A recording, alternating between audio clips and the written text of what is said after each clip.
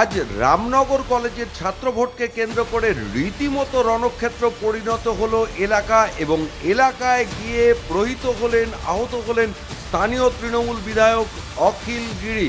এই মুহূর্তের অন্যতম বড় খবর, আর অখিল গিরি আজকে খবর পান যে কলেজের ভোটে ছাত্রদের ঢুকতে দেওয়া হচ্ছে না এবং অভিযোগ ওঠে পুলিশের বিরুদ্ধে। তিনি ঘটনার প্রতিবাদ জানাতে দেখুন কি ছিল রামনগর কলেজের পরিস্থিতি, এবং তারপর অখিল গিরি কি বলছেন সেটাও রাখবো আপনাদের সামনে।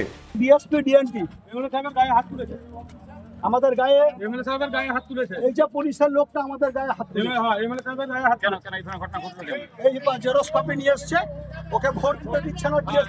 ক্যান্ডিডেটকে বারবার যারা ভোট দিতে এসেছে তাদেরকে সবাইকে হ্যারাসমেন্ট করছে। জেরক্স কপি নিয়ে এসেছে, ওকে এটা কার্ড ব্যাংকের এই যে কার্ডটা, এটা মান্যতা নেই, এটা মান্যতা নেই, এটা ফটো দেওয়া আছে, কিউআর কোড দেওয়া আছে, এটাকে মান্যতা দিচ্ছে না, কাউকে ভোট দিতে দিচ্ছে না। স্যার বলতে গিয়েছিল, স্যারের গায়ে হাত দিয়ে এনারা কি করছে, এখানে করা উচিত, এনারা কি করছে এখানটা।